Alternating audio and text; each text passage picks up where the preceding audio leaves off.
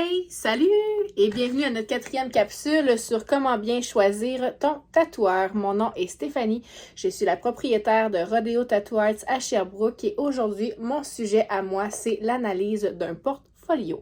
Alors, comment bien choisir ton artiste selon le projet que tu veux? C'est fort simple. En fait, c'est pas mal plus simple que ce que tu peux t'imaginer.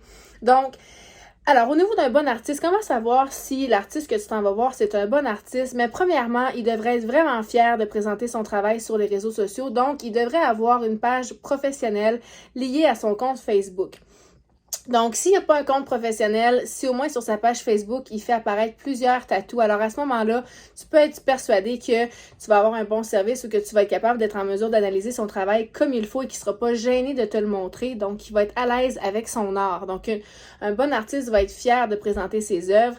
Quelqu'un qui a plus ou moins confiance en lui va en mettre plus ou moins et il va être plus porté à afficher des images qu'il va vouloir créer que des tatouages que lui va avoir fait lui-même. Donc, ce qui m'amène à vous parler des copycats Internet et Photoshop et Pinterest, en fait. Donc, un artiste qui ne dessine pas va énormément poster de photos de Pinterest, de Google, d'Internet en général pour dire « Ah, moi, je veux faire ce projet-là ». Donc ça peut vous mettre une puce à l'oreille comme quoi votre artiste que vous avez choisi ne dessine pas nécessairement et que c'est ce qu'on appelle un copycat.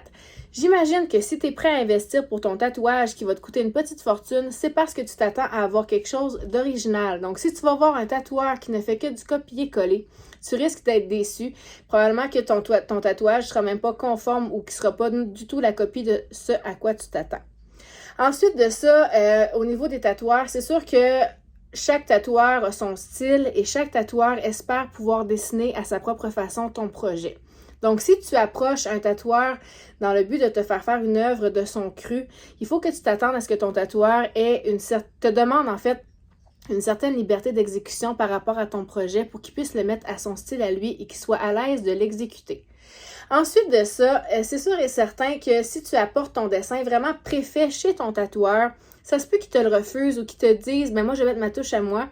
Et si tu es arrêté et que tu veux absolument pas qu'il touche à ton projet, en fait, ça se peut qu'il te le refuse, donc tu vas essuyer un refus vraiment triste. Donc, laisse la liberté à ton tatoueur de retravailler ton dessin dans son style. En fait, si tu l'as choisi, c'est parce que quelque part, son style te rejoint et t'aimes ce qu'il fait. Donc, tu vas être certain d'avoir quelque chose qui va l'emballer de te faire, puis tu vas avoir un beau projet qui va être unique à toi. Vérifie bien tes portfolios des tatoueurs que tu choisis aussi. Donc, regarde de quoi ont l'air les tatous, si ça a l'air quelque chose qui est fait par quelqu'un d'ici, ou si tu vois que c'est plein d'images collées qui viennent d'Internet, ça peut te sonner une cloche là, comme quoi, justement, le tatoueur peut voler des images sur Internet et les mettre dans son portfolio pour s'accréditer les mérites. Et ça, c'est non. C'est un gros non. On veut pas ça. OK?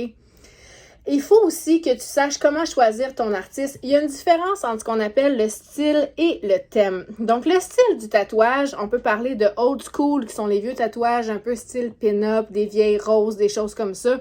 Vraiment style avec des grosses lignes épaisses et du gros remplissage de couleurs. On a le style qu'on appelle réalisme, où est-ce qu'on trouve des portraits des animaux vraiment réalistes. On a le style new school, qui est vraiment très cartoon. On a le style trash polka, un peu style abstrait avec des splashes de couleurs. Même chose pour le watercolor aussi. Donc, le style du tatouage, c'est une chose et le thème en est une autre. Donc, si tu magasines ton tatoueur pour un éléphant, ben ça se peut qu'il y ait 8 tatoueurs qui te présentent 8 projets complètement dans des styles différents, mais ça va tout être un éléphant quand même. Donc, essaie de choisir ton artiste selon le style que tu veux et ensuite, présente-lui ton thème et comme ça, tu vas être certain de t'enligner de la bonne façon. Tu peux aussi présenter énormément d'images de référence à ton tatoueur et il va être en mesure de te guider et de te dire s'il est à l'aise avec le style que toi tu recherches. Donc, avant de faire ta demande et de demander sur les internets, moi je cherche un tatoueur pour me faire un tatou. C'est un peu vague, OK?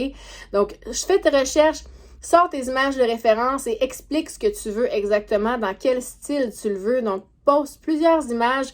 Envoie-lui plein de références, de trucs qui te font capoter toi et qui t'allument et ton tatoueur va être en mesure de vraiment bien te guider et accepter ton projet ou encore te référer à quelqu'un qui va être capable de le faire pour toi.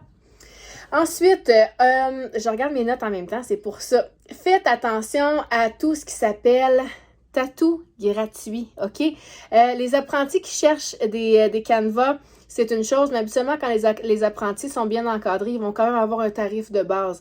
Tandis qu'un tatoueur qu'on appelle un scratcher qui commence, ben lui, ça va lui faire plaisir de vous tatouer gratuitement ou moyennant des tarifs un peu bizarres, là, soit de la drogue ou des choses comme ça. Ça, on veut pas ça. Donc, magasine ton tatoueur, même si c'est un apprenti. C'est correct de vouloir encourager les apprentis, mais assurez-vous qu'ils soient bien encadrés par un professionnel qui est de renom dans le métier. La négociation de prix, c'est non. Tu sais, quand vous allez à une bijouterie public, là, exemple, n'importe où pour magasiner une bague, ça se peut que vous puissiez négocier le tarif parce que le bijoutier qui est là dans un exemple, la bijouterie Le Doucet n'aura pas créé la bague. Mais quand on parle d'une création d'œuvre d'art originale, je crois que le tarif est juste et l'artiste connaît son prix et connaît le temps qu'il a mis à créer le dessin également. Donc, on essaie le moins possible de négocier les artistes.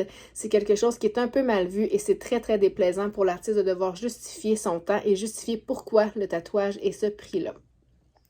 Par contre, si vous, à défaut de négocier, vous pouvez demander à combien l'artiste évalue votre projet. Alors, à ce moment-là, vous allez être capable de bien planifier vos finances et faire en sorte d'économiser assez d'argent pour avoir le tatouage que vous voulez. Vous pouvez aussi faire attention à ce qu'on appelle le magasinage par prix. Donc, si vous faites plusieurs artistes et que vous obtenez des soumissions différentes, assurez-vous de comparer des pommes avec des pommes. Donc, Donc, des artistes qui sont de même calibre. C'est sûr et certain que si vous allez voir Petit Joe Meumeux de fond de cave, puis qui te charge 100$ pour ton projet, mais que tu vas voir un artiste de renom pour le même projet, puis qui t'en charge 600$, tu vas peut-être être porté à aller voir l'artiste de fond de cave à défaut d'avoir un beau tatouage. Par contre, donc, il faut faire attention à ça. Ça ne veut pas dire que parce que l'autre, il te charge moins cher, qu'il va te le faire aussi beau. Hein? On parle pour parler, là, faut vraiment, on se dit les vraies choses. Donc, magasinez pas par prix et magasinez vraiment par artiste selon ce que vous voulez, quitte à devoir économiser un peu plus longtemps pour obtenir le tatouage que vous voulez. Alors, c'est tout. Ma capsule se complète comme ça. Au niveau des prochaines capsules, vous allez revoir Lisanne et Audrey qui vont vous amener d'autres sujets très, très, très importants aussi. Donc, à bientôt. Salut!